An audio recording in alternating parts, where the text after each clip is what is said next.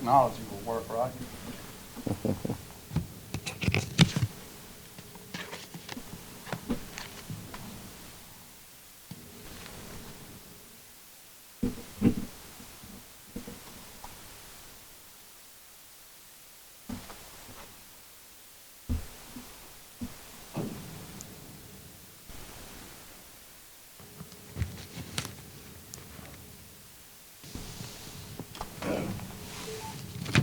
Hey, Donnie.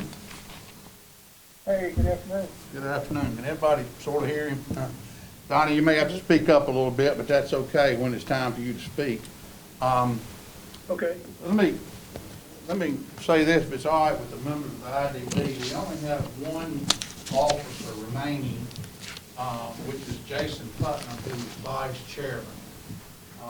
What I was going to do, if it's all right with you, each of you have an agenda. Does anybody need a copy of an agenda? No. For some extras here. I was going to go ahead and do the roll call of the members. Will be okay? So Ashley Ashwander, who I know is not here. Gary Baker. Yes. Cedric Evans. Here. Donnie Lane. Donnie Lane. You say present, Donnie? He's here. Jason Putnam. Here. Julia Raw. Here. Zach Storm. Here. Now, under the governor's proclamation, if you've ever watched the city council, we have to have a resolution to consider that the requests for abatements are essential minimum functions of the IDB. We have passed that in previous meetings, and we believe it's in accordance with the governor's proclamation, which allows someone to attend by phone. So if someone would like to make that motion for that resolution. So moved. We got a second?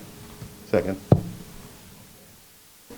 I'm going to call for that motion in second to the roll call of the members. Jerry Baker, Yes. Cedric Evans, Yes. Donnie Lane. Donnie, are you in favor of that motion to have an essential function so we can participate by phone? Yeah. Jason Putnam, Yes. Julia Roth, Yes. and Zach Starnes. Yes. Okay. Now,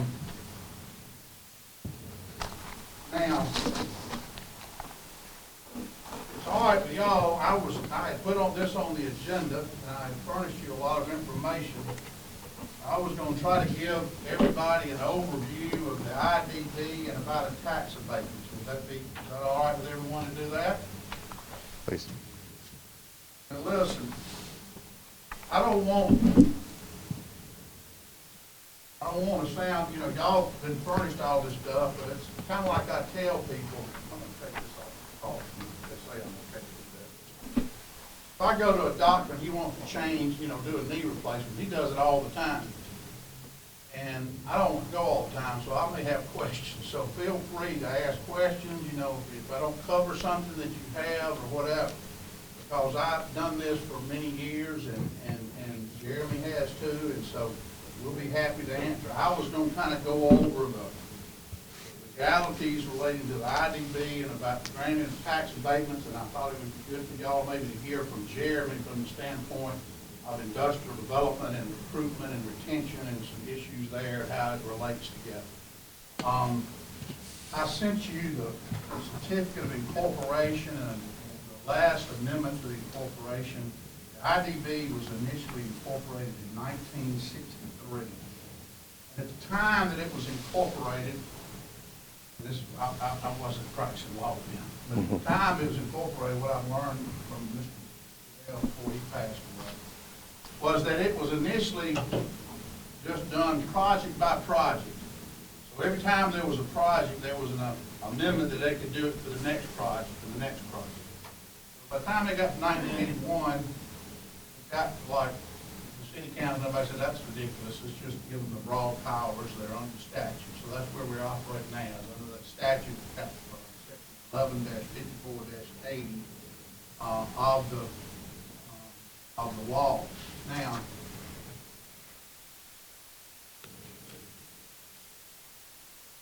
what what all can the IDB do? I mean, their powers, under the statute, but I'm gonna give you, generally speaking, what we're talking about the IDB. IDB used to have done what I'm about to tell you more often than they do in recent years.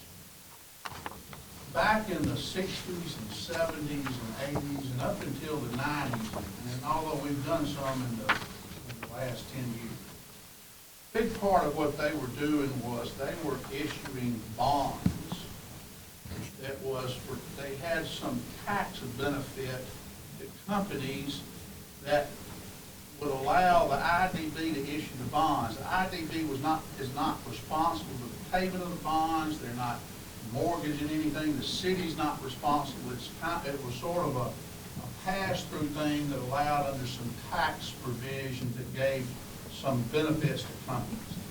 Those tax benefits generally went away where they're not as attractive to companies to do the bond issues like they do. That's not to say we don't. We have a couple that are still outstanding, 3 or 4, but it's just not as often done. When it is done, you got bond lawyers that come in and get involved because they've got to make sure everything's done right.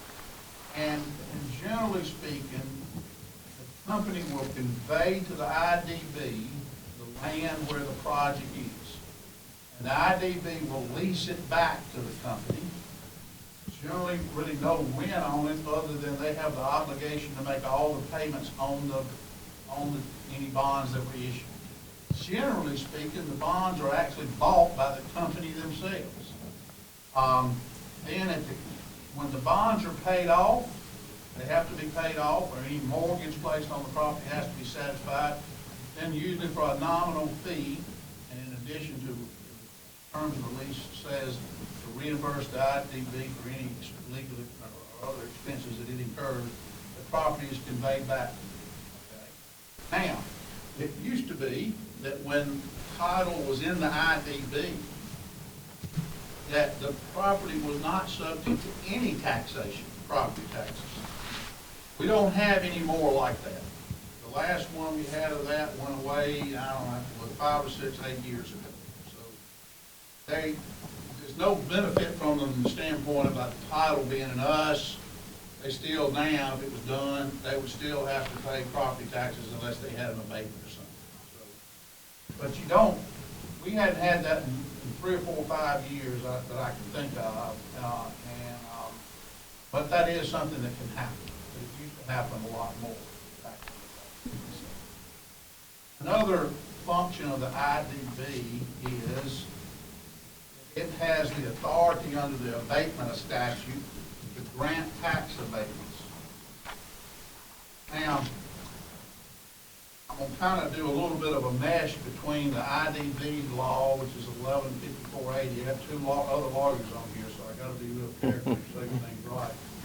And the tax abatement statute, which is section 40-9B-1. That's all referred to as the Tax Incentive Reform Act of 1992. It's been amended over the years.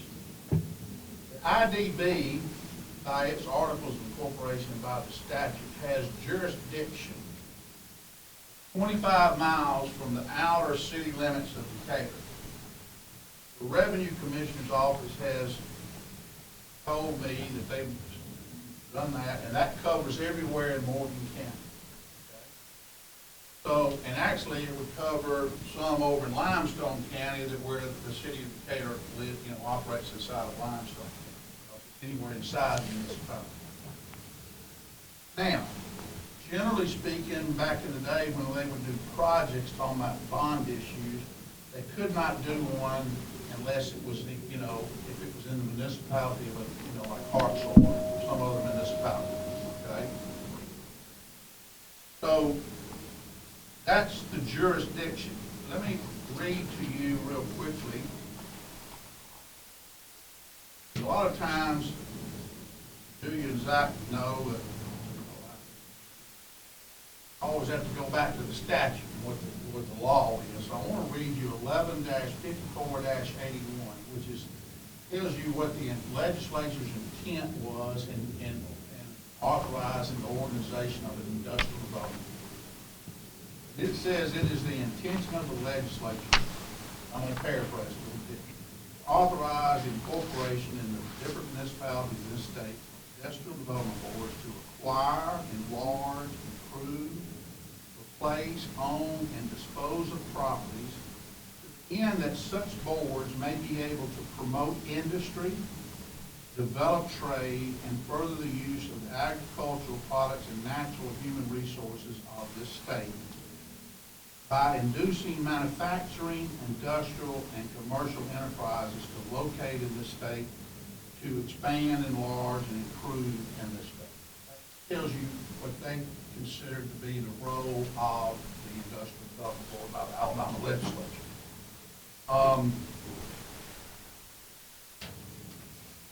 The rest of that statute generally, you know what I mean, it says, you know, about that you can have any number of directors, but not less than 7. Well, we're set up to have 7, okay? And 115486 sets up what the qualifications you must have to be a member on the IDB. The rest of that is a lot of parts that I say, you know what I mean, it's just all the legalities about an IDB. How do we interact, if you would say, with the regarding of, with the relationship of, let me back up one minute. The IDB, and under its bylaws, which I sent to you, we don't have any set meetings. Like, we don't meet on the 3rd Thursday of every month. We need basically a call, a special call, generally speaking, by the chair. And so that's because right now, you know, we don't necessarily have a business that comes up every week. We may meet 2 or 3 times a year, or 5 or 6 times. It's not something, you know, that has a regular term like a planning commission or something.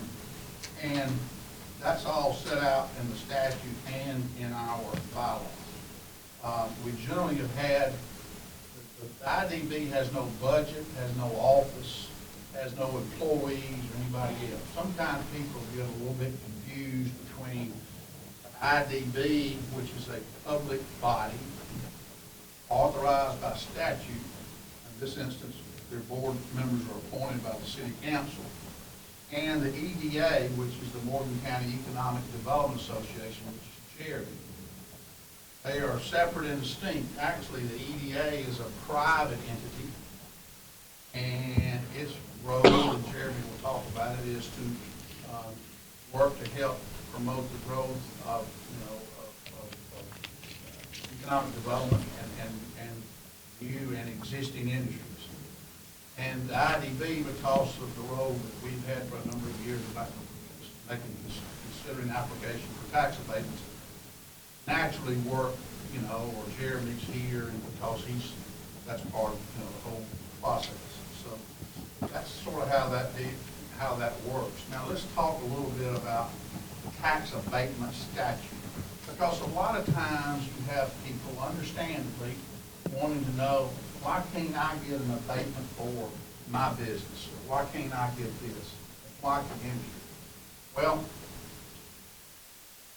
my answer to them always is this is what the legislature has authorized.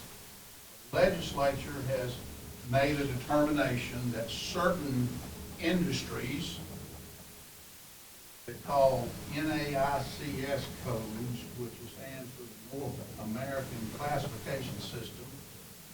You've got to have a certain code to meet to be able to even qualify to apply for the abatement. Speaking, retail doesn't fit for that. You know, hotel doesn't fit for that. That's the legislature. That's not the city council. That's not the mayor. That's not the IDB or EDA that made that decision. We're just following Alabama law. I know I hear Jason shaking his head because he's heard me say all this before, which I understand. Now, talk about, and I sent it to you in an email, but I think it's important to read, particularly if anybody watching or will be watching. What was the legislature's intent in allowing the tax abatements to be granted? I understand people, you know, everybody's got opinions about things, but I think it's important to read what the legislature of the state of Alabama. Jeremy can speak, he speaks about how competitive business is of economic development, of recruiting new industries, retaining existing industries, asking for expansions. He can talk about that, which is important for the kind of, as part of this whole process. But legislative intent on granting abatements was to recognize the legislature recognized the importance of industrial development for the well-being of the people of the state.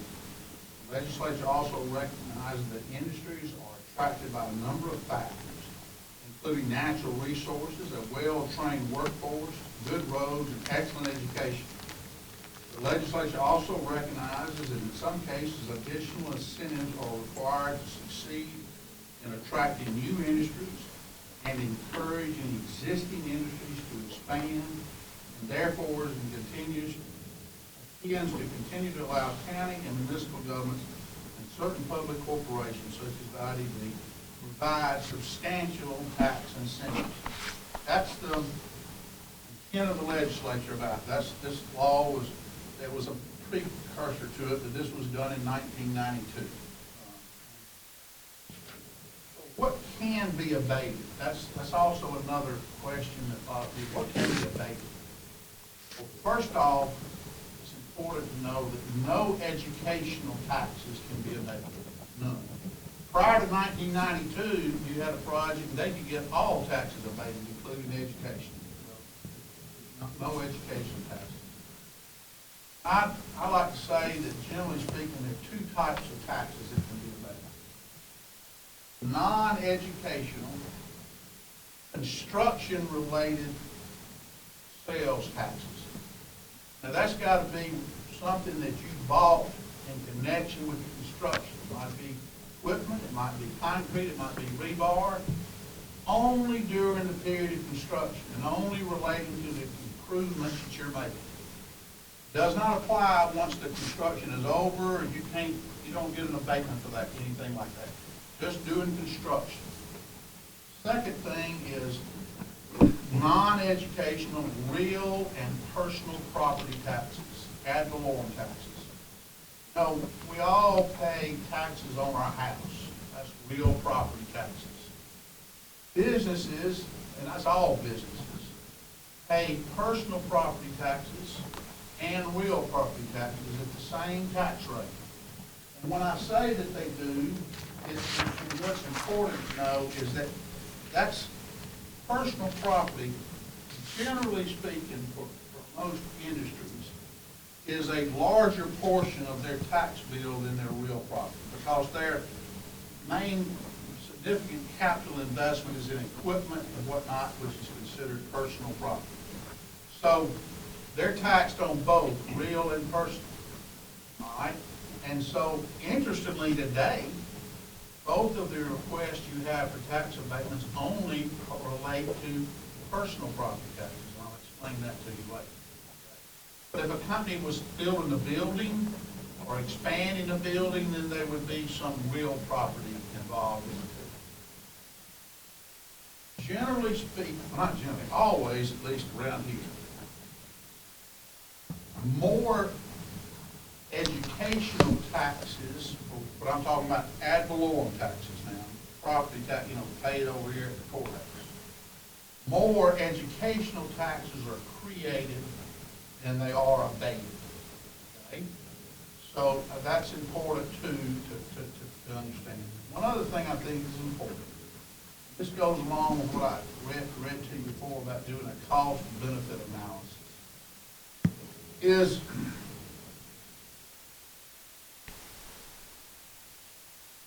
if you have a project inside the city of Decatur,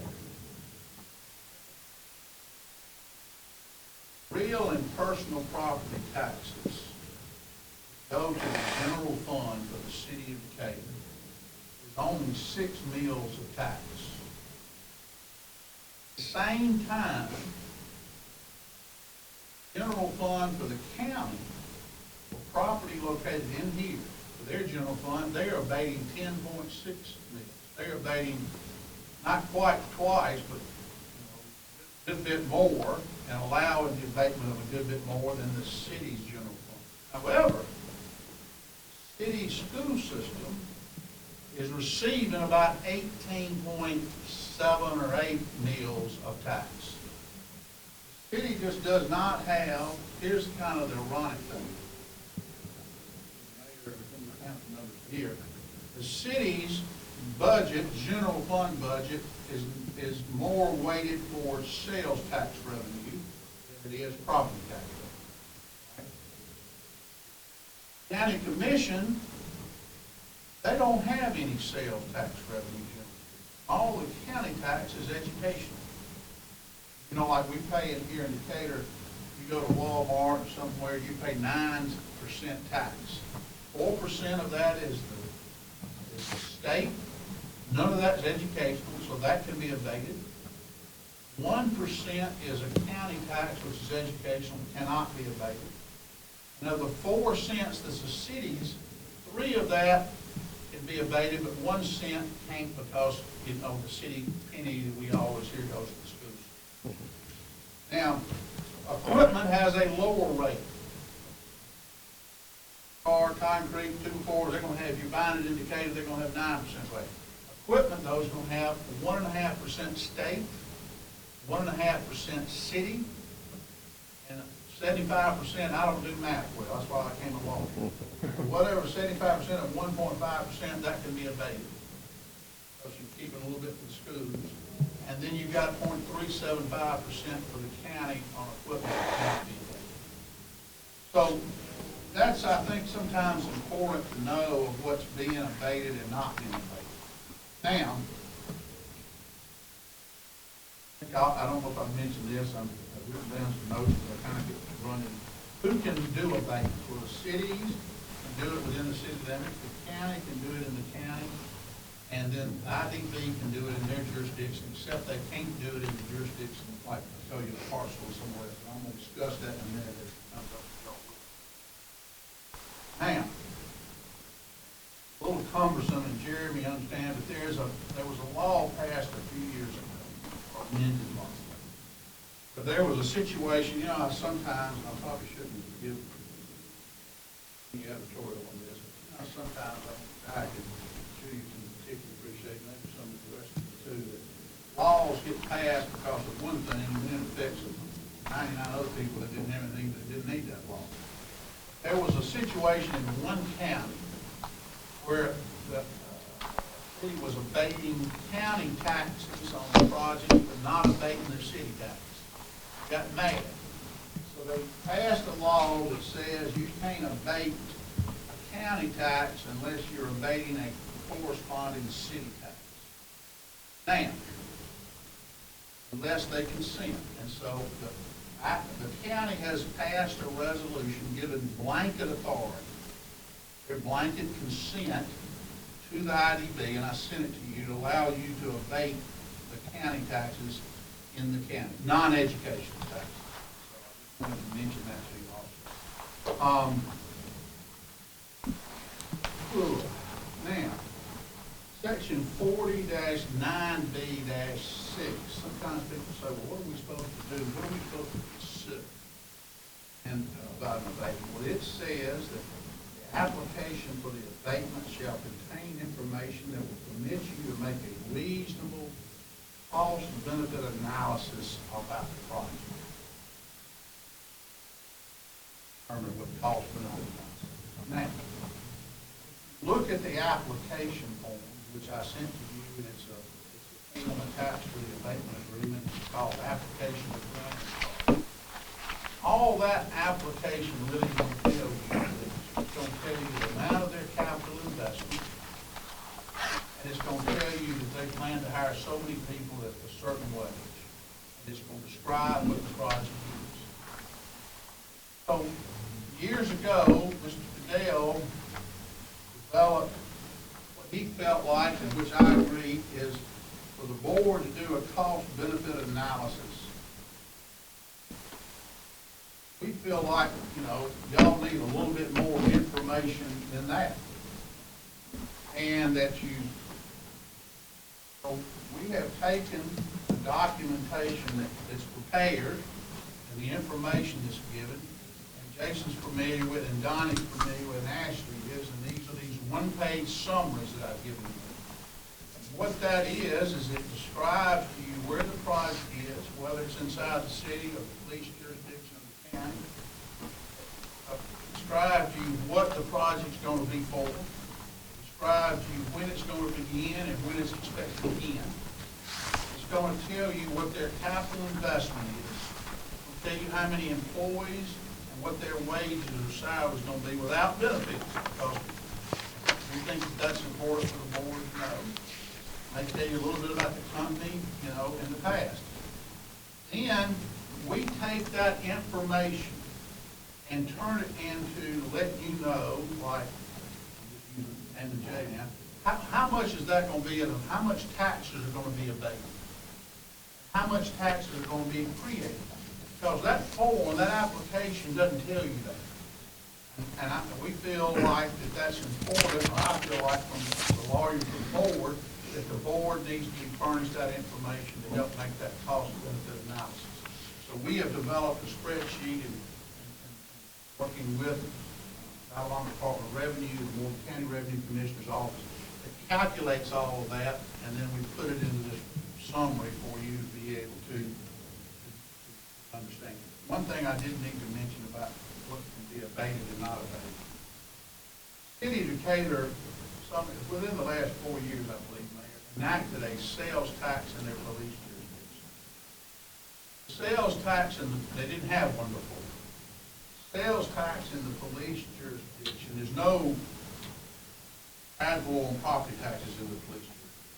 Statute, you can enact a sales tax, I think up to 1/2 of what your tax is. So, if you've got 4 cents for what we call general purchases in the city, or city tax is 2% in the PJ. None of the PJ tax goes to education. So you can abate all of that. Okay, so M&J is in the police jurisdiction. Obviously, that's what Weaver's doing is in the police jurisdiction. I wanted to explain to you why we do the summary and try to give you more information than would be given to you just for the application form itself. The application form itself is a state form that I said is attached there. We have a petition that we use, and we have an abatement agreement to follow the statute. Now, let me mention a couple of other things that's important. You come in and you ask for, you say, I'm going to do this project. And generally speaking, on ad valorem taxes, you can have an abatement for 10 years on the date the project is placed in service. Okay? You can't come back at the end of 10 years and ask for another 10 years. Now, the law allows it to be up to 20 years. I think you can find, Jeremy can address this, that generally speaking, anything beyond 10 years is got to be a pretty significant project that we're really working hard competing against somebody and got a lot of jobs and everything else. But I only can think of one that we got beyond 10 and we went to 12. And it's over $150 million. That's but so you might have, and I think you might have asked Jeremy about this. You might have, like Joe Wheeler, they're going to be putting in, you know, ad valorem taxes, you know, run from October 1 to September 30.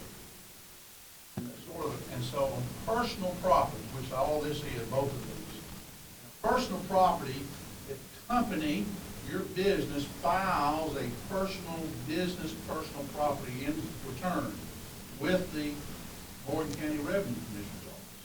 You're supposed to list out on there all of your personal property that you have. Okay? So what happens when you have an abatement is they set up a separate abatement account. So you're going to have, let's just say you've been operating, never had an abatement, you know, and so you've got all your personal property. And you come along and say, we placed this property in service this year, and they will create an abatement account for that property. Then the next year, because they're going to be doing this over a 5 or 6 year period, they'll have another abatement account, and they'll fill out a separate one or what was property was, personal property was placed, and each one of those just go for 10. They can't go do 6 years and get this one out here to be 6 plus 10. It's just 10 for the day it was placed in service, okay? So it's important to know that they can't come back on the same project. They have to meet the criteria of the statute. You're gonna have come back for an abatement, you know, for say an expansion, you've got to meet, it's got to at least be $2 million or 30%, right, Jeremy, of the original cost. That's for an expansion. So let's just say that you had $1 million, I'm going to do $1 million now. You got $1 million now, you got it, you know, you can either or, $2 million or. You can come in, if you can have $300,000 capital investments, you can make it, because that's 30%. But there's criteria for even, you know, expansions. You can't just come in. And let me explain one other thing. You can't get an abatement. Let's just say that I've got a business and I've got a motor that I use. That motor wears out. I can't come in and get an abatement for something that I'm just placing in the normal course of the business, normal maintenance. The law or regulations by the Alabama Department of Revenue says, if you are replacing something, and what you're replacing it with is providing a different function and method or whatever else, then you can apply for it. You can get it. But it can't be just apples for apples. It's got to have some. And generally speaking, the Department of Revenue is the one who audits companies that get abatements throughout the whole state. They are overseeing the whole abatement program. Locally, the Morgan County would be for, the ad valorem taxes. They would be the ones that oversee or making sure that they've been applied. And let me give you a good example that happens.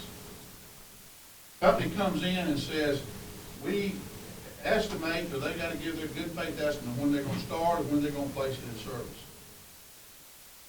It happens, not often, but it happens. So let's just say that they said, we're going to have this placed in the service by the year June of 2022. Then in the year 2023, they go over there to Morgan County and they put this piece of equipment in there and say that's a part of it. And Morgan County's called it. So we have to, by law, we have to send the abatement documents to the Alabama Department of Revenue. We have to send it to the Morgan County Commission. And we have to send it to the Morgan County Revenue Commissioner's office. They catch that. That's not been, I'm not saying that happens often, but it happens. It happens. Not so there are some checks and balances there. The estimated capital investment is just intended to be a good faith estimate. They're not required to meet that. But it's supposed to be their good faith estimate. There have been occasions when companies have made an application for abatements. They're only going to get an abatement on what they invested. So, you know what I mean? Just because they said it was a $10 million project and they only spent $6 million, they're only going to get an abatement on $6 million. They're not going to get it on $10 million. Okay? And so, but there sometimes the economy, COVID, 2008 when the market sort of crashed, those things happen and they don't end up doing it.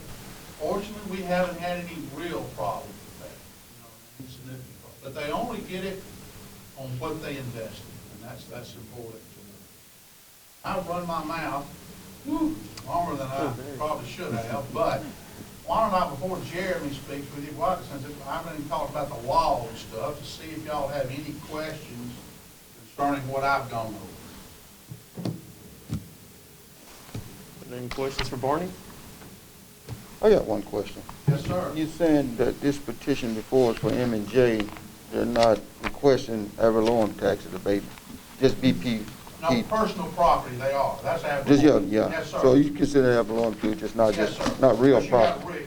No real. No just real personal. property, just personal. I And got they'll tell you that they had to do it in a hurry to take this new building they got and get it modified to this project, and they just didn't have time to come and get abatements for it. But this, no, this is just personal property of them, PPP. which is primarily manufacturing equipment. Right, I got you. But you have both generally, it just so happens in this one, both There's no of them have to be construction. personal property. Good question. Any other questions? Jeremy, you wanna? A lot better than I am. I'm not gonna be So I'm Jeremy Nails, President of Morgan County Economic Development Association. Our agency is in charge of the recruitment of new industries to this area. Also, we assist 150 existing manufacturers in this area when they're looking to expand. Penny Townsend is also in our office. Her main job is to meet with our existing industries, make sure that they remain healthy, that they find a workforce, that if they do want to expand, they have the opportunities to do that here. But it's a lot easier to have existing industries expand than it is to get a new industry in. Back when I started this, not every community had an economic development office. Now the majority do. So we've got a lot of competition out there for projects. Many times new projects are looking at us before we even know it. And first time we get is a call from the consultant or the Alabama Department of Commerce. We get issued an RFP with a lot of questions. We have to tell them exactly what our community has to offer. We have to also make sure that we have a site that'll work or a building that will work. That RFP is meant to eliminate communities. If you're doing a nationwide search or an international search. More here than often, they're international searches. So we're competing with Europe, Indonesia, other places like that. So really the IDB is an integral, important part of the economic development team. Because it's not just Jeremy Nails and Penny Townsend, and Cindy, who also lives in office in Charlotte. It involves the state, it involves the local utilities, it also involves the Tennessee Valley Authority. A lot of people come together to try to win projects for our community, including local elected officials, and the IDB is an integral part of that, because you guys can facilitate site preparation grants. You can also assist with the abatements. Our office is in charge of evaluating each project and making sure that it's a good fit for our community, whether or not it's a new project or an existing industry expansion. Our role is to bring everybody up. Our role is to create investment and good quality jobs that pay a certain average wage in our community. We don't turn in RFPs on any project. If somebody's going to come in, they've got a great investment number, but they're only going to pay $10, $11 an hour, and they want to hire 200 people, that doesn't help our community.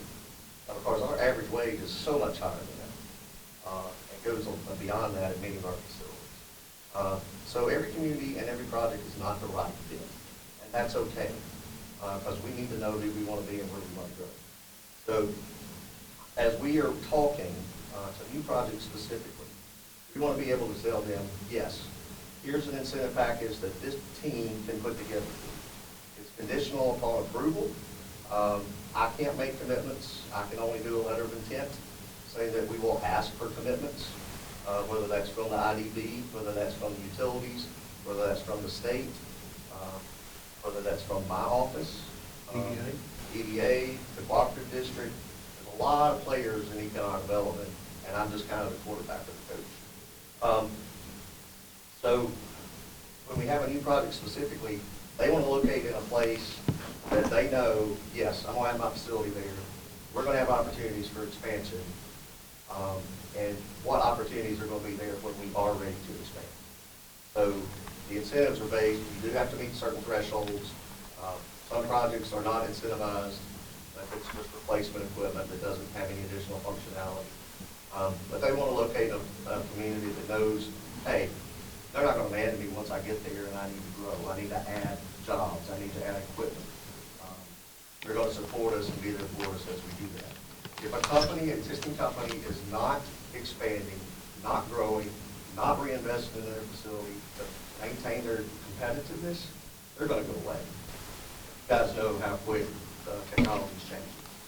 So that's kind of my role in kind of putting all the economic development pieces together, and you guys are a vital role in helping achieve and land that project so that we can have announcements, so we have new job creation. It's always fun because you can see a project can announce, 1 year, they may not be hiring until a year and a half. So all those new jobs are coming in at different times. COVID's been an interesting year. We've had some projects placed on hold. Barney said, just because you grant an abatement doesn't make the company have to do the project. Things happen. They don't have to spend a dime.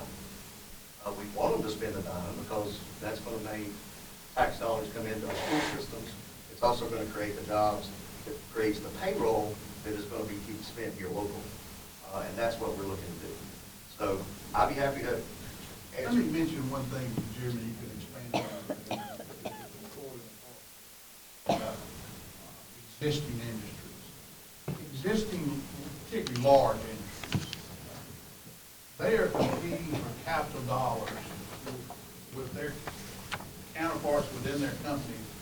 Talk about that and how that plays a role in where they decide to do the project here or Singapore or South Carolina or whatever. Yeah, there are certain capital dollars in these large corporations, IBXB, Nucor, they've got multiple locations all over the world. They don't have to put money back into Decatur just because they're here.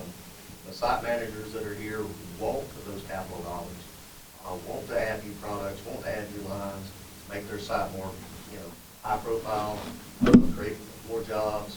So they're a real big part of our team too. But, it has to make sense for the company where to do it. But if there's the choice, we want them to choose here because of basically it's a relationship. Once a company comes here, it's a relationship. And that's what my business is built on, is relationships. If they can trust me, and they can trust this community, and they can trust our elected officials on the front end, then they know that in the future, provided it's a good project, provided it's not going to, it's not something that's going to be bad, which we've had some of those, that we didn't support, just because it wasn't going to be good for whatever reason. They want to know that we're going to take care of them now and in the future.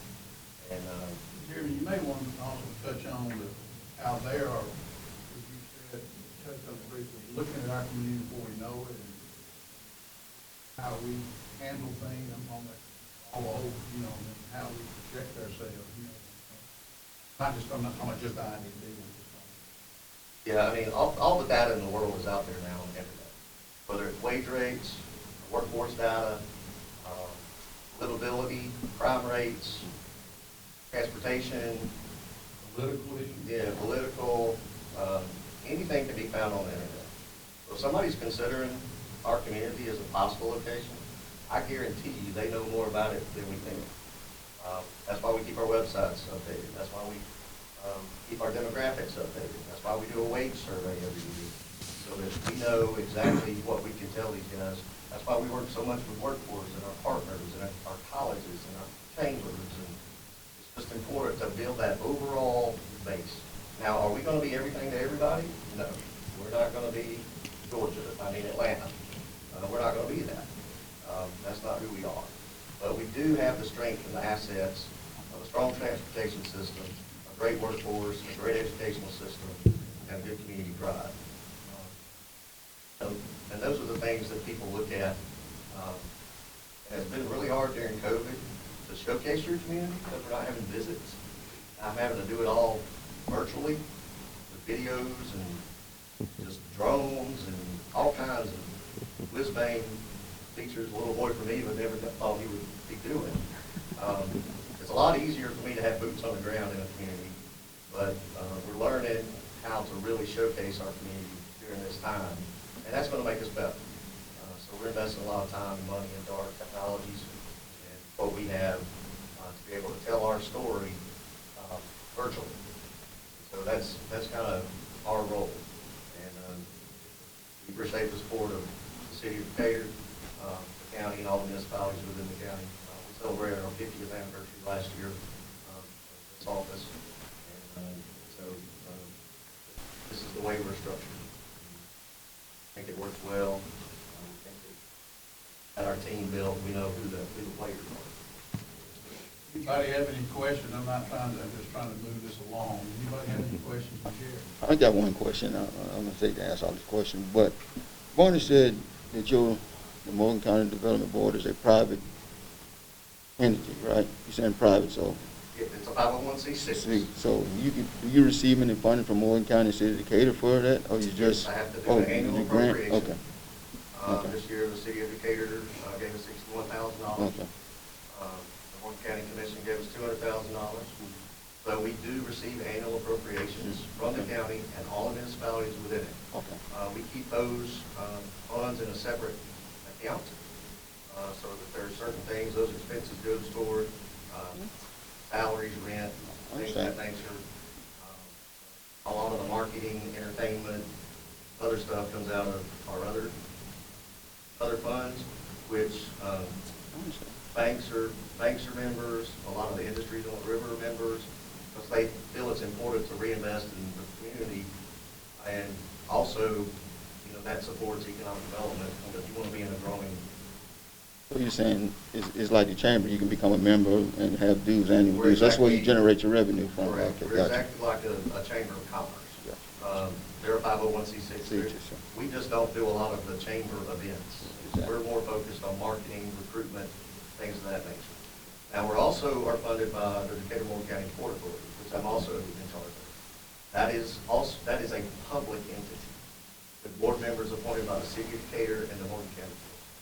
They generate their own funds. They pay for certain expenses of EDA, like parts of salaries and things of that nature, because I have two different hats. All those meetings are public.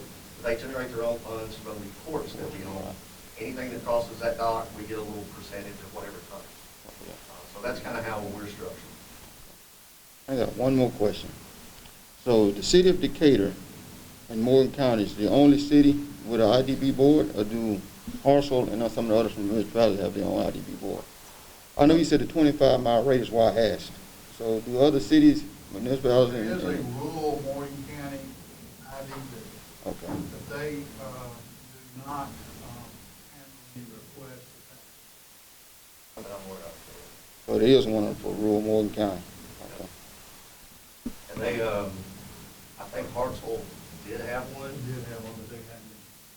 but the city council has hears those abatement requests directly if it's in the city. So the city council, okay, I got you. And, the same in Faultville, they hear theirs, they don't have an IDB that. The city council does their abatement. Yeah, Well, there's town okay. Faultville, town Right. Heber, but there are not as many industries out there. So some of the functions of the IDB really don't apply. Let me mention one other thing we did listen to, that I think some had questions about. I think these companies that Jeremy works with sometimes are planning for months and months. They may be, some projects may be, over $100 million. They have, sometimes it takes up to a year, 6 months, a year to order equipment. Alabama Department of Revenue has recognized that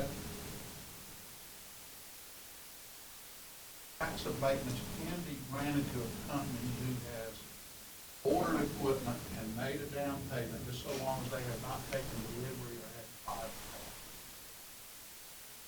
And that's something that Jeremy knows and has worked with and talked to companies about, because a lot of times they may know the scope of what they're doing, not know the scope, how much. They know they gotta have this particular machine or this particular machine, but they don't know all the details to be able to come to the IDB and request abatements.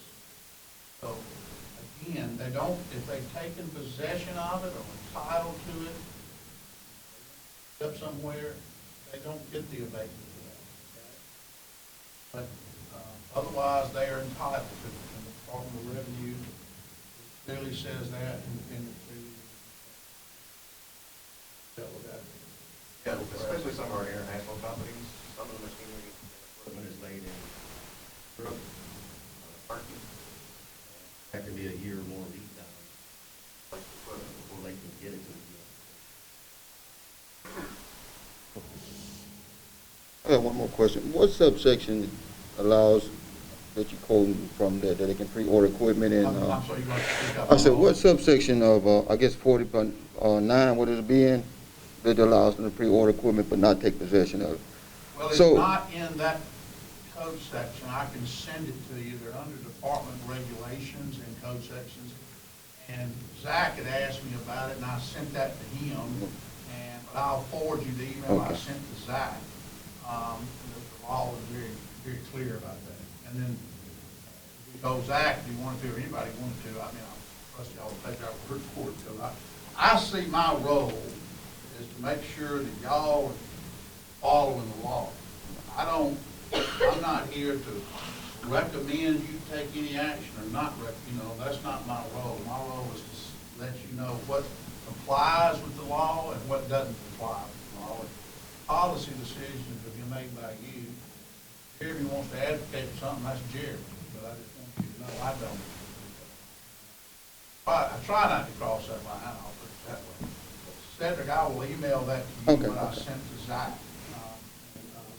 Zach, I think, looked into it all. But that's something that, and Jeremy, you can speak to it, because it's just commonly known by people in the economic development world that that's the rule from the Alabama Department of Revenue, right? Yeah, the Alabama Department of Revenue is part of our team, and they meet with projects regularly.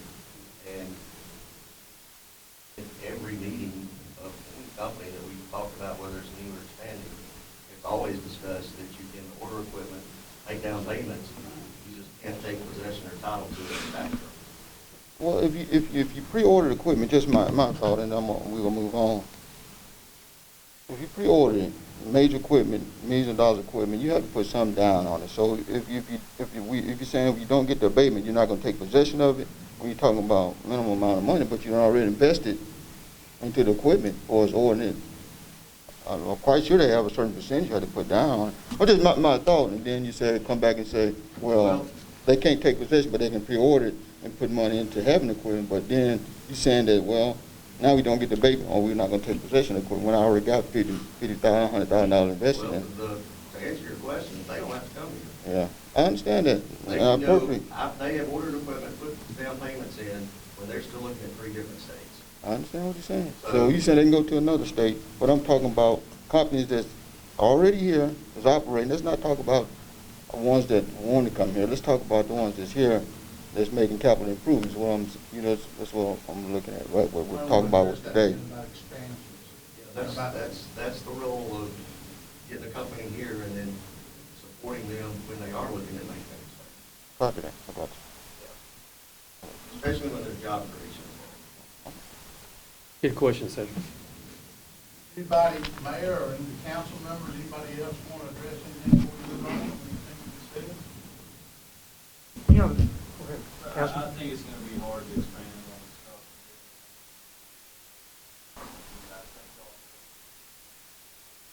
I personally feel that very important to this, so we are running out. So we've got viable expansion that we bring jobs and wages. I think it's a good idea. Also, every time I was made to listen, warning is like case law. Well, you got 2 lawyers here, I better try to do it right. And I too appreciate you serving and knowing that there's a lot of eyes on the decisions that you'll make and making sure that we show ourselves to be a business-friendly community that wants to grow and provide for our future. This was talked about providing an abatement for something that isn't guaranteed. I think of what we did with the sin last year.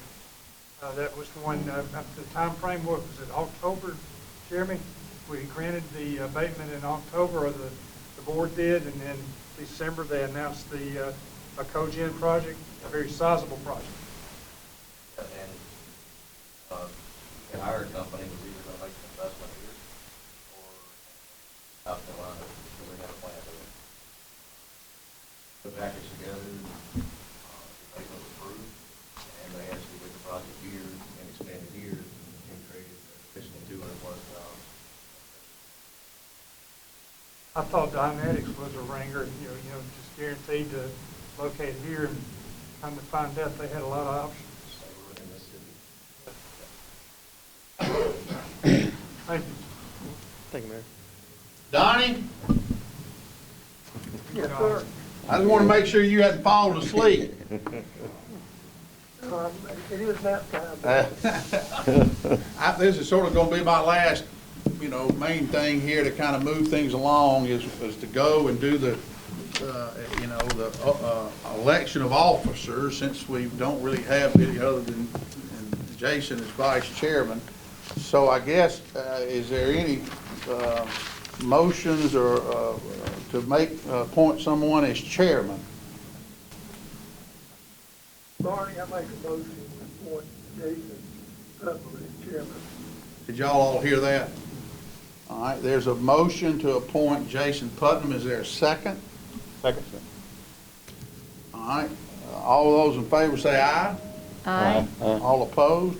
Aye. Now, I'm gonna turn this over to Jason. And Jason, let you go and do the other two officers, which would be vice chair and secretary. We don't really have a treasurer. The bylaws, we don't have a treasurer, so we just have a vice chairman and a secretary. So, Mr. Chairman, you can handle it from there. Thank you, Barney. Well, thank you, everyone, for that vote of confidence for this high-paying job of being chairman.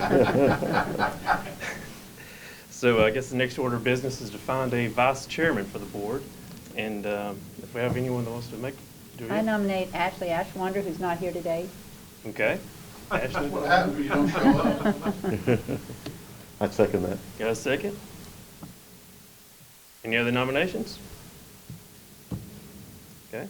All in favor of Ashley? Aye. Opposed? Aye. Hey, Carrie. So the next up is secretary. Well, congratulations, Mr. Chair. I'd like to nominate Julia Roth as the secretary for the board. Okay. Do we have a second? Second. Thank you. Okay. Any others? Well, all in favor of Mr. Roth being secretary? Aye. Opposed? Congratulations. Thank you. Thank you. Judy, I'll say that generally I do the minutes, I'll send them to you approved. Okay? Okay. We're gonna be voting on next. Mr. Chairman, I'll tell you in a minute, and I know y'all would like to send them to you last night. So, Mr. Chairman, take that. Well, next up for business is our minutes from our last meeting back in May. Now, I reviewed these minutes, as any others reviewed these minutes. If there's any questions about them? Okay, do I have a motion of approval of the minutes? Mr. Chair, I motion that we would accept the minutes as listed with any necessary corrections. Second? Second. Thank you. All in favor? Aye. Opposed? Minutes are good. So next up is consider request for tax abatements for M&J Industries.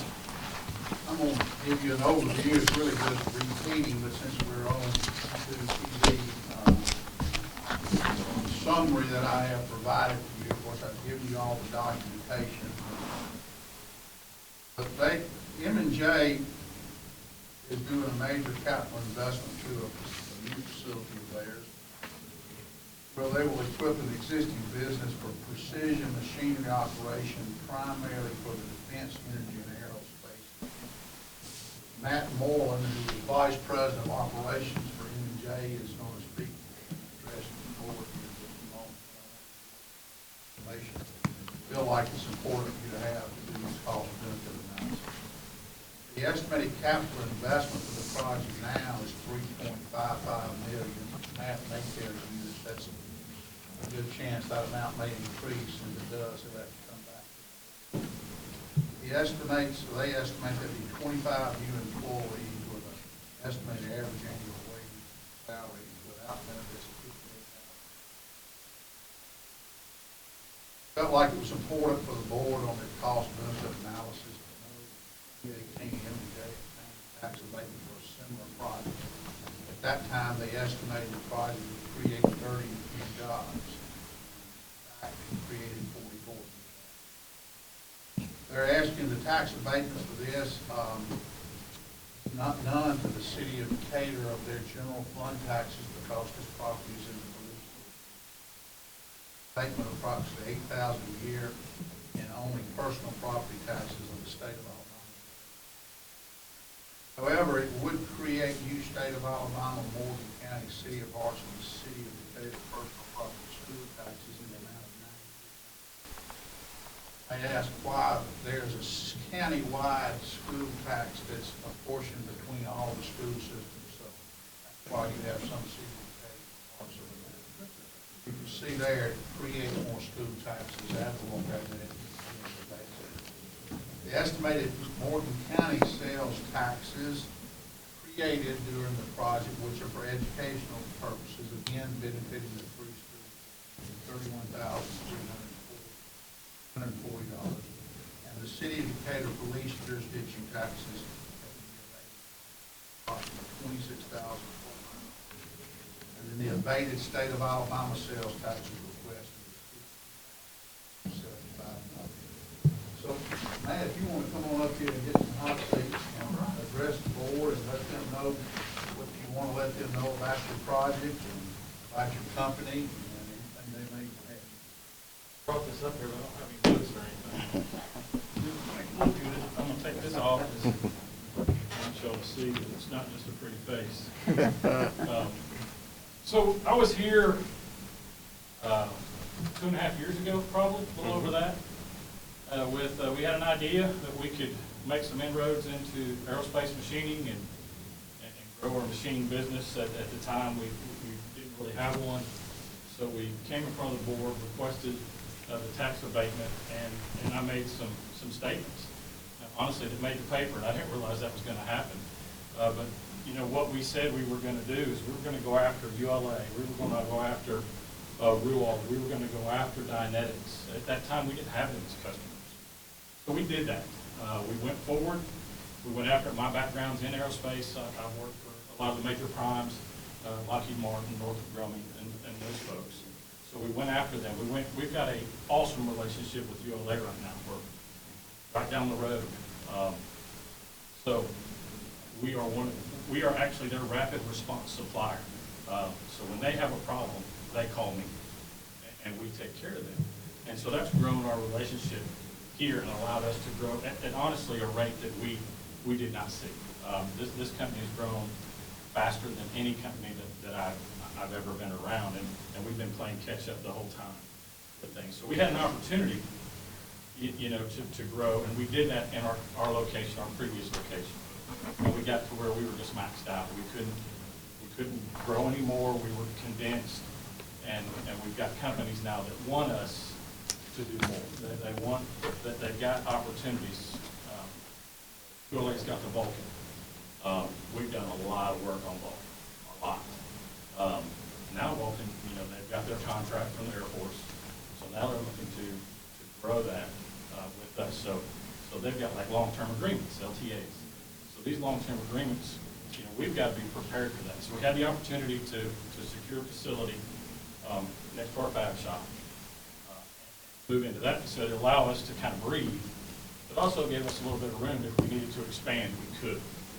And then all of a sudden, here comes the LTAs, the long-term agreements, and not only from ULA, but it looks like we're going to have some opportunities from several of the other major primes. Northrop Grumman, we're in with them. Blue Origin, we're doing stuff for Blue Origin over in Huntsville. We're also doing stuff for stuff over in Kent, Washington. You know, so we're growing our footprint. But to get into these LTAs, you know, we've really got to be prepared because they're going to want us to do more and more. Our natural growth has kind of consumed our capacity. So that's where we're coming forward and saying, hey, we're ready to expand. We're going to have to do it in a big way, you know, to land these LTAs and be successful. The one thing that won't let us be successful is we get an LTA, we can't build a product, you know, we won't have that LTA. So when I came up, I said we were going to have 30 people 2.5 years ago, and that was kind of over a 5-year period.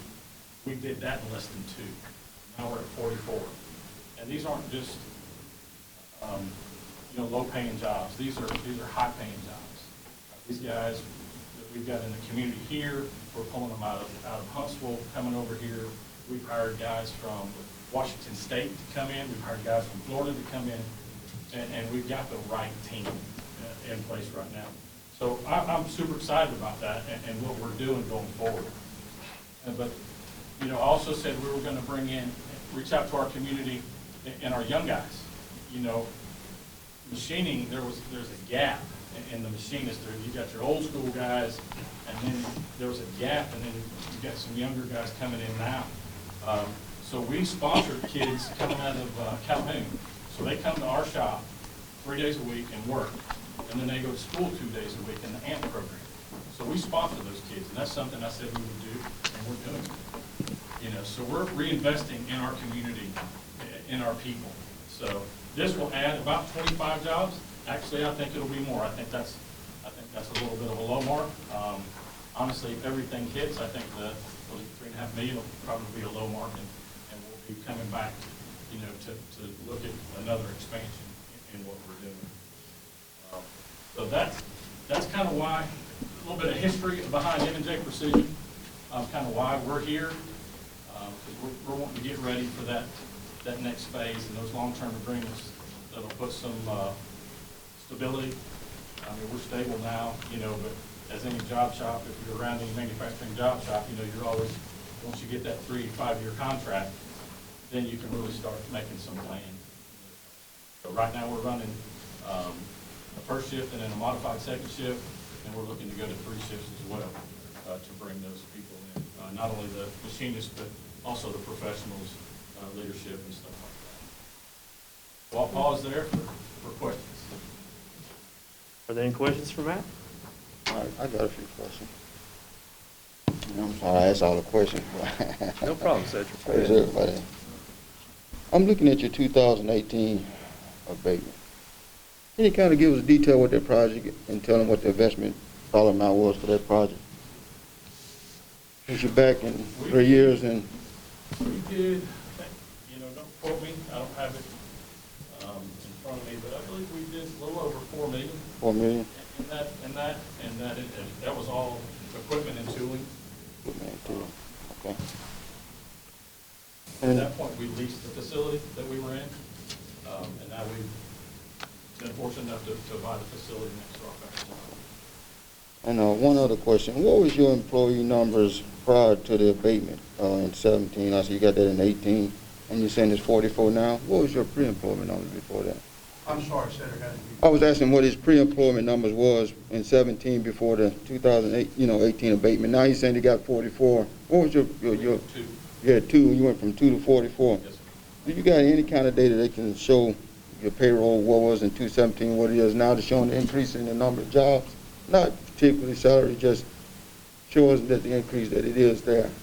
Well, Instead of you just coming in and saying, I got 44 new employees, you know, it's got to be a way that you can show that increase from 2 employees to 44 employees. Sure. So Are in you 20, asking for some paperwork? Well, I'm just asking, you know, yeah, just saying, you know, it's like, I know a lot of companies use ADP or Intuit.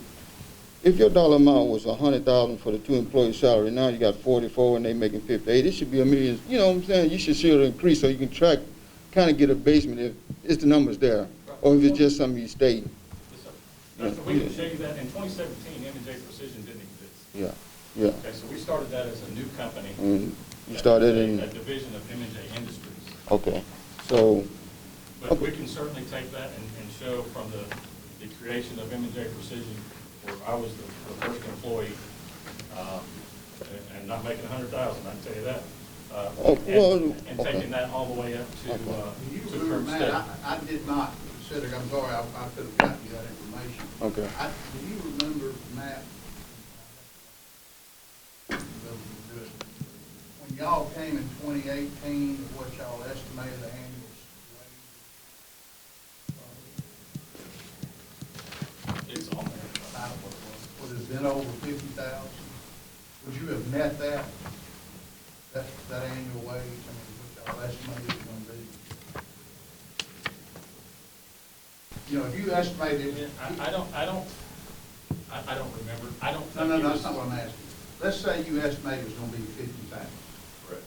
If you met that 50,000. I don't think we estimated, I think we estimated about, it was in the forties. Well, I just was using that as a. I think we exceeded. Yes, I think we had. Okay, our I guess the payroll- answer to your question, Cedric, is for the 44 jobs they got, Right. whatever they estimated in 2018, I just don't have those, I would have had to have brought them. Yeah, yeah.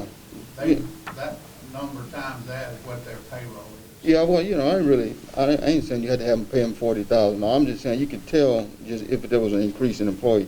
Okay, my next question is the location of this new plant, because I'm getting 311, and then what is the actual address of where you're making the equipment's going to go?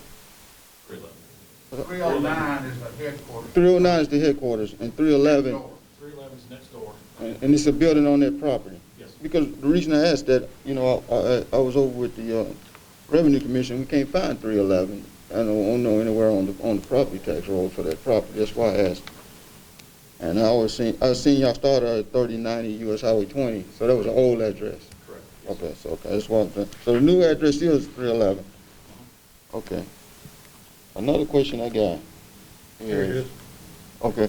Well, I put it up, but I'm saying, yeah, it shows it on the belt line, but if you go over there and look in the Revenue Commission offices, they can't find it. It's right next to Martin Supply. Martin Supply, It's the whole Martin Supply building. Hey, the old Martin Supply building, the lumber company. No. You said Martin. Martin Industrial. Oh, Martin Industrial Industrial. Supply. Here's Okay. the railroad tracks here. Yeah, on 67, down on the end. Okay, I know you're talking about. It's kind of facing 20. Okay, they just couldn't find it. And Again, I'm sorry, Cedric, if you. That's okay. I could have given you that, because I've got a copy of their deed to that. did it. Okay. And another question I got is on that 2018 abatement. Like Barney said, you set up a special account with the city, with the Morgan County Revenue Commissioner. And I sit down with Mark and we looked at it. We can't find no account over there with the Morgan County Revenue Commission where they set that account up for the abatement that you claimed on 2018. So can you kind of elaborate on, if you're supposed to Explain send, you, yeah, Mark Eisner over there does real property. well, yeah, And another lady over there, I forget the woman. yeah. Think her name I- right now. She that- handles personal property. I got your BPP, I understand that. But I think they was collaborating together, that's why I asked. But that's who I mainly spoke with. I would be And he couldn't shocked. find the account, that's all I want would to make be it clear. shocked. It may be under the name M&J Industries. Yeah, and because precision, This is a subsidiary of the M&J industries, I understand what you're saying. But I will certainly, if you'd asked me, I could have verified that or gotten that information, but I'm certainly that they have filed their personal property tax return. Well, okay, I got another question, I got them right here. If you got the abatement in 2018, I'm coming back looking at the BPP for 2019, what you would report that. I'm not seeing the increase or the exemptions for anything you bought on that. Can you kind of explain why the numbers don't add up? Say again? Okay, you got the abatement in 2018. I'm looking at your following year, what are you calling ad valorem taxes for your BPP? That's the business. Personal property, return. right, which what you claiming exemption on. And I don't see no change in it, no kind of way, even coming over to 2020, I might see a $32,000 change for 2020. You reporting 618, and in the following year, you're reporting 586. I'm just trying to see where, and without the account being set up and not seeing any money, I'm trying to see, Well, I'm What was confused, the- Cedric, because you said you did not find an account, and then you're telling me that well, there is a business. I found where he filed for those 2 years, but the account that you set up for the abatement is gonna have what he claiming to be claiming the exemption on. And we don't see that information. That's all I'm saying with the abatement account. When we approve abatement, the IDB board sends that over to the county commission. They set up a separate account, like Barney said. And that account, we can see what you claim the abatements on. And then the following year, when you submit your BPP with the Morgan County Revenue Commissioner, you'll see everything you claim in there, and you'll see the exemption and tax exemption, what you exempt by what you reported through that account. And I'm looking at on the years, and I don't see no kind of claims you made on any exemption. So you're saying you haven't made, and you didn't use that abatement. That's all I'm trying to get at. Did they use the initial abatement, or did they never do nothing with it and didn't use the abatement? So they're back here applying for abatement in 2021.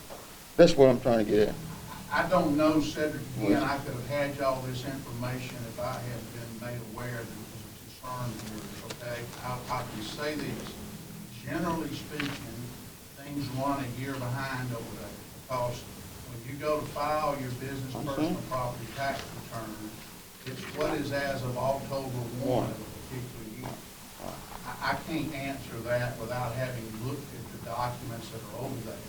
But again, they only would have been entitled to the abatement on what they did spend. They don't get on anything more of that. If they didn't spend enough or didn't report enough, they only got it on that. I can't answer without having had my opportunity. Yeah, and the only way we know that is by through that account. So, okay, that was my just the questions I had. Thank you, Cedric. And then your other questions? I've got one. With the 25 new employees that you're estimating, are those primarily machinists? Are they professional? What, do you have an It'll be idea? a combination with that. So 25 people, it'll probably be 15 to 18 machinists, and then support personnel, quality engineers, maybe leadership staff, shift leaders and stuff like that, programmers, and Have you had good results with the sponsoring program where you're bringing up these kids from the college? Have you been able to hire some of those? Have that been we will, and that's part of our strategy is to get those guys in there. We're paying for them, in the AMP program. That gives a little bit, they're a little bit loyal to us. We train them like we want them, and then they come through and we haven't graduated anybody out. This is the first run of the AMP program at Calhoun for machining, but we have more than any other company in the area. So we're bringing those guys through, and I feel that once they graduate out of the AMP program, they'll become full-time. I'd really like some of them to work more than they can. They can only work 3 days a week. I'd like to get them on the weekend. Yeah, we will bring those guys on. Pro them is important. Thank you very much. Cedric, I'm going to be sure to look into that for you to get some information. And may I ask one more question? A couple more. I kind of got off with the answers. When you talk about long-term agreements with ULA, Blue Origin, and all these aerospace companies, you're not talking about requests for work. You got a contract to build certain parts for them, or you got agreements to say, hey, if you need me, I'll build this for you, or is it actually orders for certain parts you're going to machine in this plant? There's a couple different types of LTAs. Yeah. With the guys that we're dealing with. Some of them say, hey, you're going to be our person, our company for this set of parts at this agreed upon price, and if we need this part, we're going to call it. And you're going to, we don't have to quote it or anything like that. There's others that says, okay, we're going to do this agreement, and we want this amount of parts every month, or at whatever schedule it is, and that's more typical of what we're seeing. The one company says they're going to call when they need them. We'll see how that works out. But the others are, you put it on the time. Hey, we're going to have 3 launches a month, so we need X number of BTS brackets 2 months in advance. So put that on the schedule. Right, but you don't have no contracts in place to provide any product right now. We do not. We do not, and that's that's where we're here. Because we have those, and we want to be able to commit, and it's going to take a substantial investment to commit to those LTAs. Because of our organic growth is consuming our capacity. Matt, expanding upon Zach's question, you talked about the partnership that you have with ULA and the young folk that you have there. I think that's awesome to be able to keep those kids in our local community. You talked earlier about pulling from various states in our union. what kind of job force do you have locally, and what are your development needs beyond just the youth to get those machinists and they attract the local and build from within? Well, that's a good question. You know, there's a lot of competition in this area in aerospace, obviously, in machining. So when I started this, when we started this venture, my commitment was I want to be the employer of choice for a machinist in this area. Certainly. So what we've done is we've established a team, a group of leaders that are fair. We've established a pay scale that is very fair. We have a great benefits package, and we have an awesome facility. So with that, we're able to go out, and we build really cool parts. So the last 4 guys that I've hired, I didn't even have an ad out. They came and knocked on the door and called somebody that they knew and said, hey, That's excellent. I want to work here. You know, so that's what we're doing there. Excellent. Now, the talent that we're bringing in is pretty high-end talent. We've taken advantage of some of the issues, maybe over, let's say, companies over in Huntsville that maybe slipped a little bit due to Boeing backtracking or something like that. So those Sure. guys want to come and come with us because we're quite frankly, becoming the premier shop in North Alabama. But that was by design. We didn't want to be just a Johnny Lunch Bucket machine shop. We want to be the best. So we've strived to do that.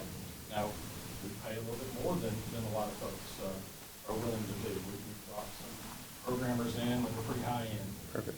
So we continue to develop those guys, and then the guys that we brought in initially, the initial 10, 12, 20 people, we developed those. Several of those guys have already gotten salary jobs, if you will. We've taken machinists and now they're doing estimating and stuff like that. So then we backfill with another machinist. We've got guys that are a scheduler, now he's my shop floor supervisor. So we're trying to develop the guys from within, new employees, and then it attracts, talent. Perfect. And we reach out when we can't get what we really need. We've got to go and say, hey, I need a programmer. And the one I got out of Washington State was word of mouth. One of the guys that was working here knew a guy up there, that we were looking for somebody, and it worked out. Perfect. So now we got a guy that's making $90,000 a year. He's living right here, rent and buy food. Perfect. Thank you, Matt. Yeah, that's good.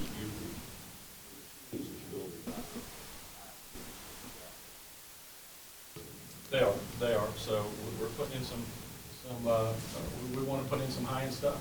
Perfect. To again, develop our ability to capture more work. Thank you, Matt.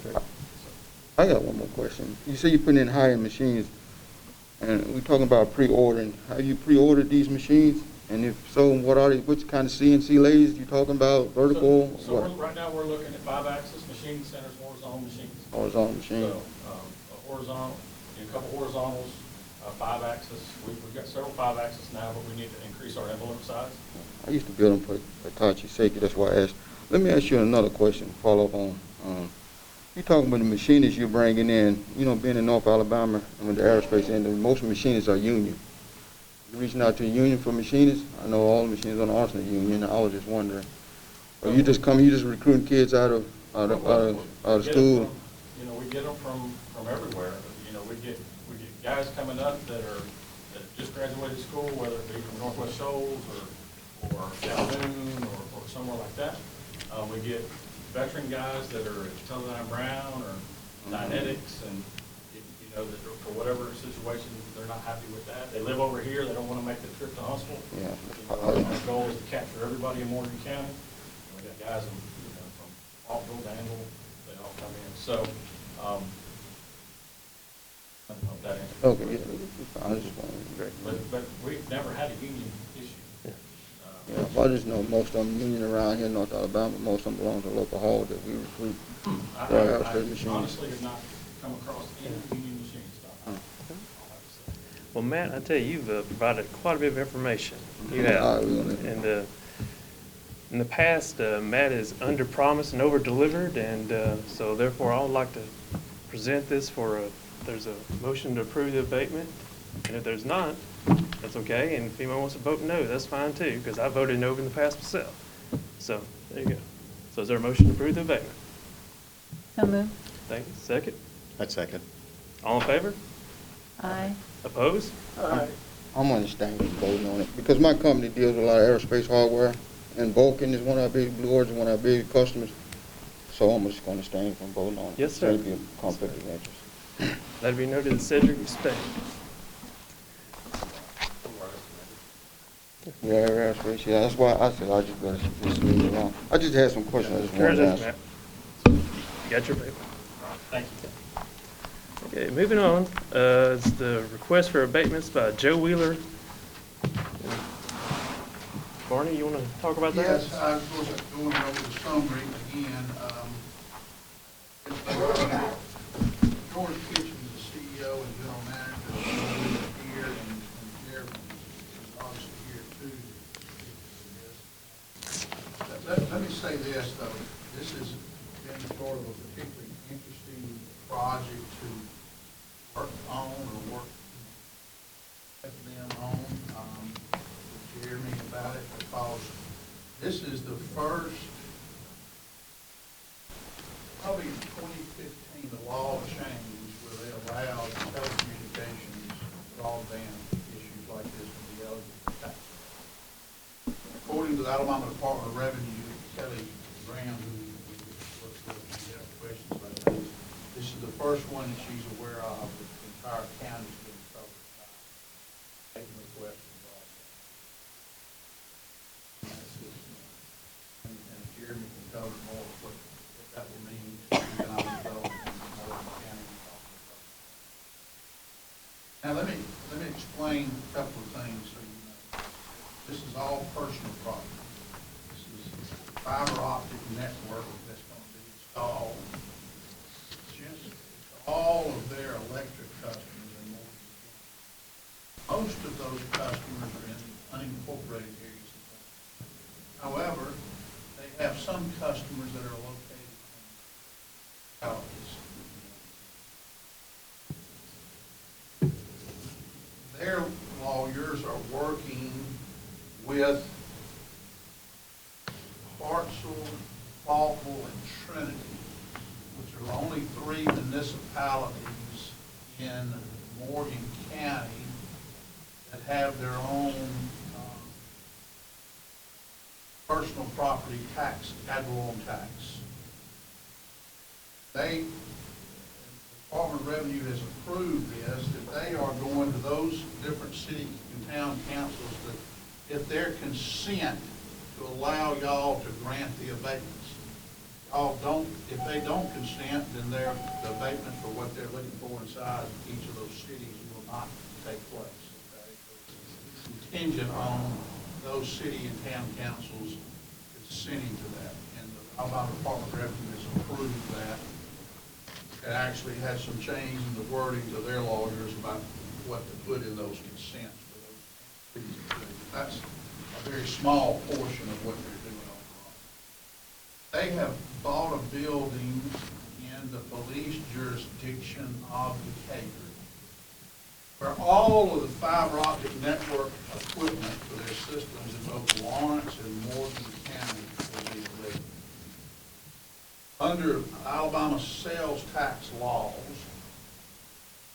where personal property is delivered, sales tax is due on it at that location, okay?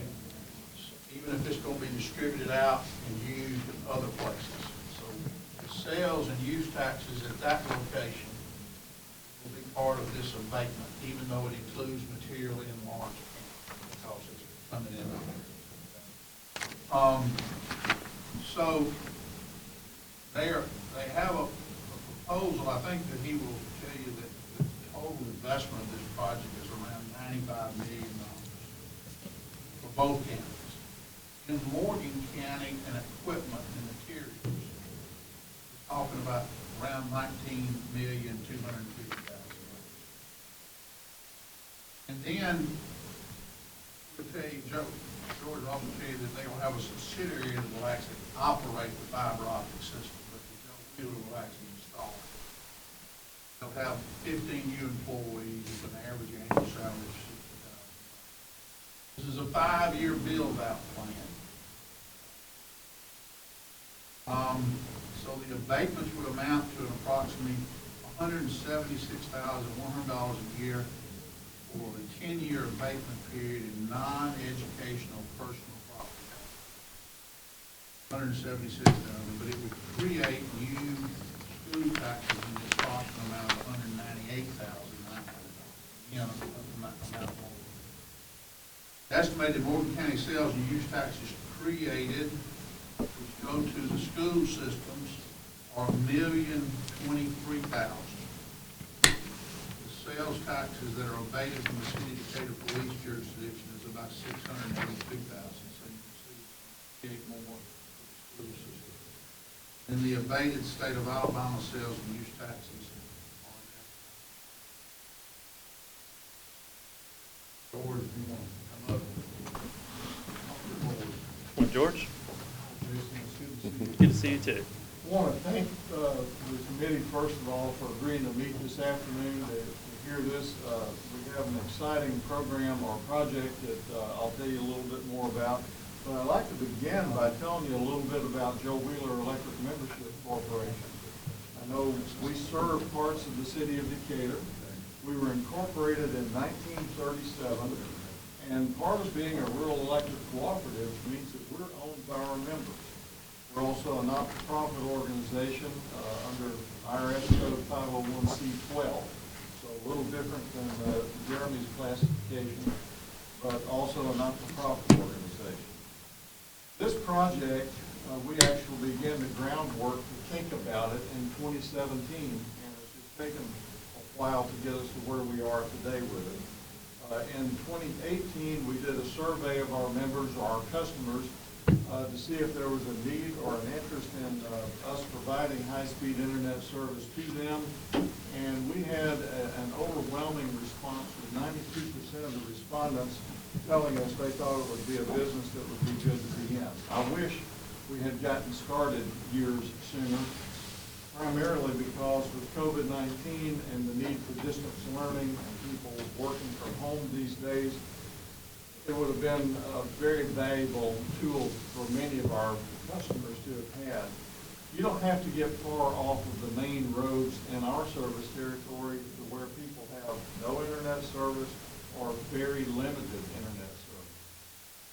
The way that we're organized too, our bylaws required us to come up with a business plan. The board had to approve a business plan, and then we had to hold public meetings in the communities that we serve to inform the public about the project, like the public asked questions about it, and the bylaws require us to have 3 of those meetings. We held 6, just to make sure we tried to cover every corner of the service area. The last November 1st, we held a special meeting of the membership, and the members voted overwhelmingly. 94% of the vote cast were yes, we want you in this business. So that's really sort of where our start point was. We could then, with the member approval, board approval, begin the process of getting engineering studies done and start designing things. We had questions asked earlier about lead times on equipment. We have ordered a substantial amount of equipment already. Fiber optic cable that we'll be installing has lead times that range from 6 to 10 months from the time you place the order until it's delivered. So to start planning ahead, we placed our initial order for fiber back in July, and we're still waiting on it to come in. So hopefully it will be here sometime soon. Back to Joe Wheeler just a little bit. We are, as Jeremy mentioned, RFPs and so on, proud to help Morgan County Economic Development Association with their efforts to recruit new businesses. And I'm proud to say that our organization serves several of the premier industrial customers that we have in the community, the likes of Torrey, Texel, Daikin, ULA, parts of Nucor Steel. So we really believe that economic development is important. with the installation of the system that we plan to build, it will mean that any location virtually in Morgan County that Jeremy would see fit to have an industrial customer look at will have high-speed internet available. I'm not talking penny speeds. We could, for an industrial customer, probably go as high as 10 gigabits per second. We will have residential speeds that start as around 300 megabits per second, 1 gigabit per second, and then 2 gigs. So it's going to be a very modern, well-designed system. We're going to be buying equipment, computer gear to make it work. It's come from Adtran, neighbors over in Huntsville. And the fiber is all U.S. sourced. Owens Corning manufacturer for the fiber that we'll be using. Talking a little bit about Joe Wheeler, we do serve over 44,000 customers in the 2 counties. Over 27,000 of those customers are in Morgan County, and we have about 5,100 customers combined in the police jurisdiction and city limits of Decatur. The fiber optic system that we hope to build, total cost, labor, materials, and everything is in the neighborhood of $95 million. The fiber and computer gear to make it all work is about north of $30 million, in the range of $32–34 million. And we can't wait to get started. We hope to be in a position, if the fiber comes in, to be doing construction after the first of the year. The system will bring benefits, as I mentioned, for distance learning. One thing that is important in at least the county to our west, and probably parts of Morgan County, is rural health care. And with access to high-speed internet service, doctors can collaborate with people in centers of excellence like the UAB in Birmingham or Vanderbilt or any of the high-end cancer or heart centers, Cleveland Clinic, Mayo Clinic. They can do consultations and share tissue samples live over the internet, and even have those doctors participate in surgery.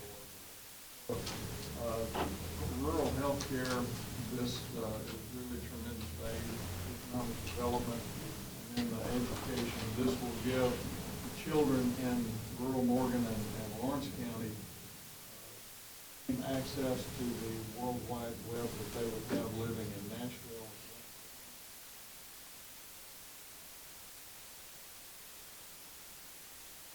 I'll be happy to take any questions that you might have. Best I can answer. I want to be the first one to ask a question. Go ahead and ask a question. George, I just want to say that Joe Wheeler Electric has been a stalwart in the community for a long time and provided a lot of great service for all of our people here. And that the notion of bringing high-speed internet to every child in the county, in the city, is something in the day and age of the COVID, something that we really need. Thank you. And I wish, Barney mentioned the state law changing to allow some of this to happen. I wish it had been this way years ago. I hate to admit it, but the electric co-op that I worked for before coming to Joe Wheeler nearly 20 years ago actually built a fiber optic network in Fairbanks, Alaska. And business here soon. You have to wait and be patient for opportunity. George, do you have any projections? I know your completion date is projected to be 26. On an annualized basis, do you have any projections? I mean, it's exciting. It's really exciting, especially for our kids. Do you? Yeah. I'm sorry. We hope to be able to connect. Well, the total build is going to be about 3,000 miles of fiber optic cable. Yeah. And we're trying to build it very sturdy.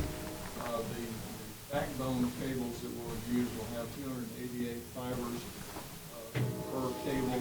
The secondary big cable will be 144 strands of fiber in those cables, but we hope to sort of hit it in equal increments across the 5-year period, and seriously, we hope to do it in under 5 years. when we were doing our public meetings, I was really surprised that most of the people would ask the question at virtually every one of those meetings when we'd say it's going to take us 5 years to build it. Can you go faster? Right. We need better service now.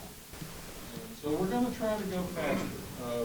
We have, I think, with the contractors, the group of contractors that we're working with, if we can keep up with them with material, I think we can add more crews to speed up the installation process.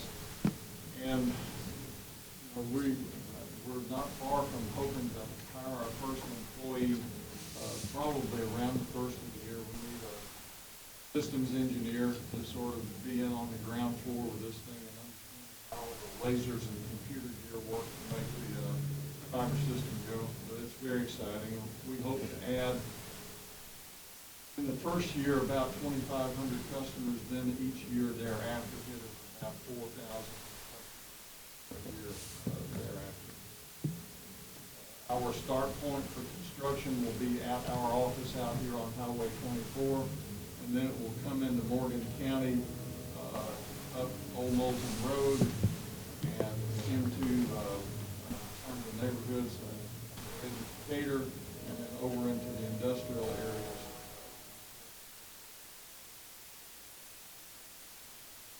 They call them head-end buildings. It's supposed to be located at our office, so that's where we've got to start.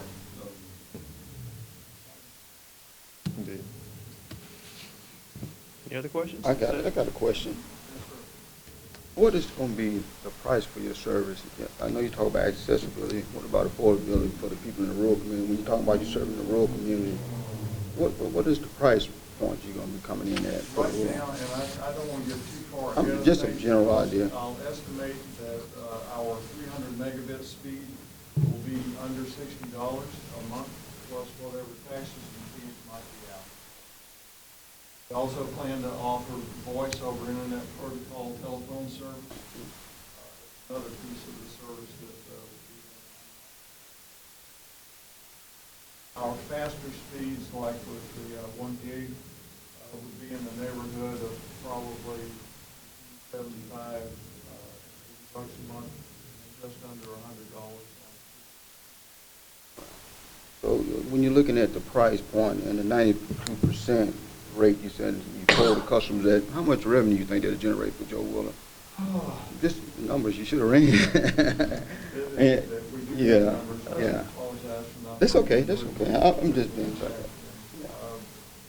The money that is generated from the retail, I should have said this sooner, Joe Wheeler EMC, the electric department, is going to own all of the fiber optic cable up to the sidewalls of the home.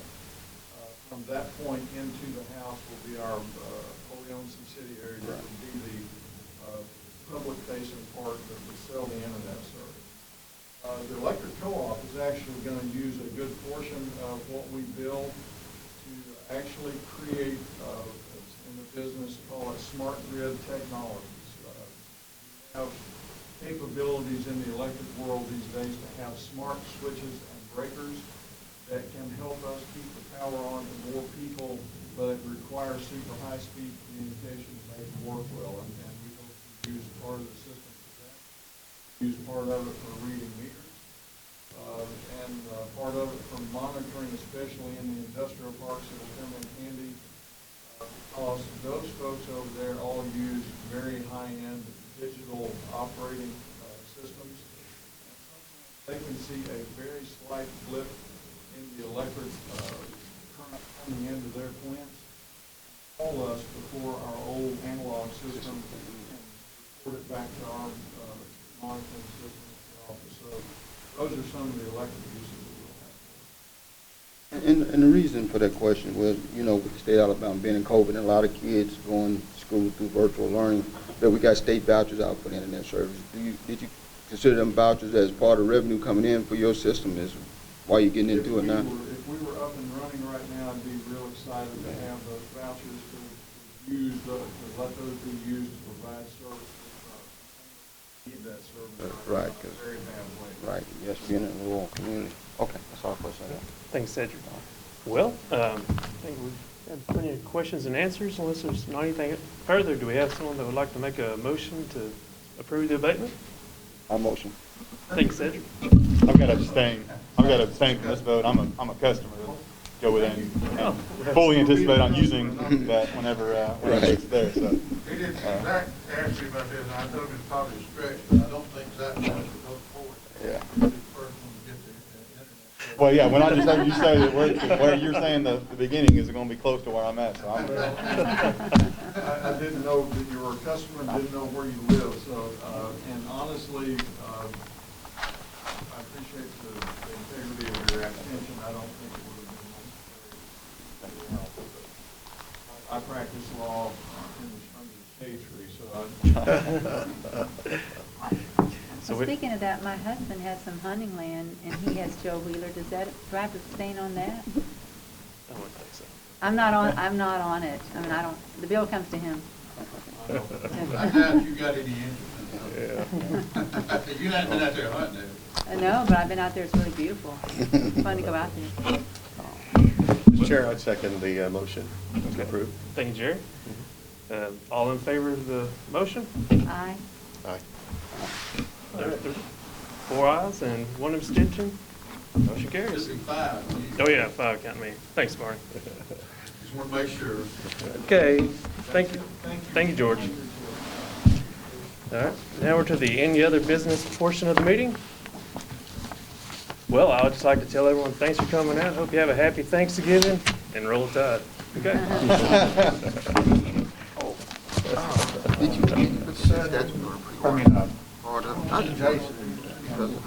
It's I just usually just use